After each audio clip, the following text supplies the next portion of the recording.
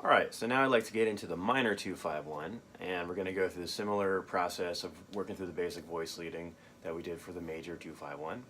Minor tends to be a little confusing, more so than the major, but I don't think it needs to be, and so let's just get right into it. So we're going to be talking in the key of C minor. This is all based off of the C harmonic minor scale, which sounds like this.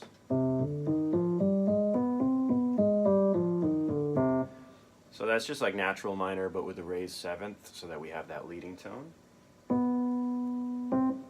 Alright, so I'm going to play through the basic voice leading, and I'd like you to do the same. So, here we go.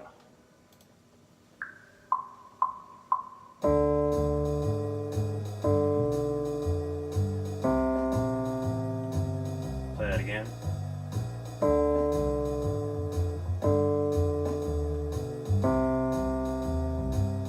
Next one.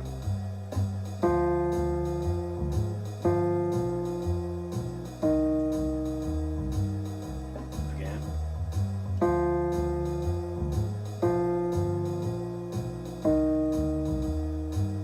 Next one.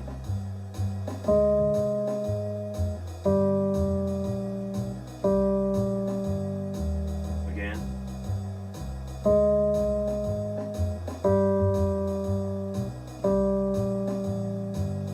Next one.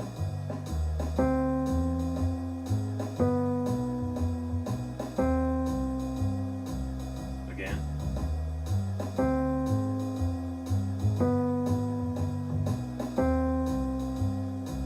Next one.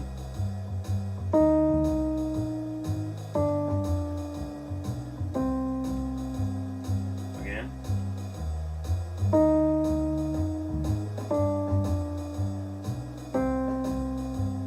Next one.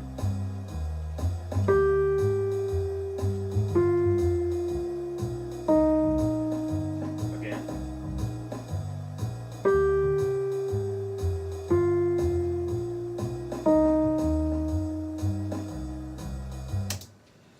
Okay, so that's all the basic voice leading, and just as with the major 2-5-1, the voice leading from that 2 chord, even though the 2 chord is more complex in the sense that it has a flat 5 and has a flat 9 in there, all the voice leading moves, when it goes into that 5 chord, we end up with a 5 chord that's unaltered, just 1, 3, 5, 7 of that 5 chord in second inversion, just like in the major key.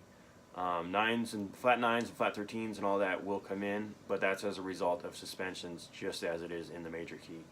The one thing that we will point out is that this move right here, the second to highest voice leading we did, some people will say they won't play that because of the dissonance generated between the root of the 2 chord and that flat 9. It is dissonance. It is dissonant. And so sometimes people will do this instead. They'll raise that a half step so that you get that major 9 interval, which then voice leads to this. Alright, so that's your G7 flat 13. And then that resolves to C minor 9. And that's a very colorful sound, and it gets into using melodic minor modes and whatnot. But I want to suggest sticking with the first one that I showed. Even though it is a dissonance, it's a dissonance that we can lean into. It's got some juice to it because it wants to move forward to that. And we want to keep in mind that this is a diatonic progression. So first we're just using pitches from that underlying C harmonic minor scale. Later on you can get into all kinds of stuff of superimposing different modes of the melodic minor. A lot of people do that, and there's nothing wrong with it, but I think we should understand first that just as with the major 2-5-1, where it was fully derived from the C major scale, and then ultimately we can add some chromaticism via passing tones, the minor 2-5-1 works the same way in that it's all derived from the underlying harmonic minor scale, and then we can also look into suspensions and chromatic passing tones and all that good stuff. Alright, but we'll get into that more in future videos. Thanks for watching.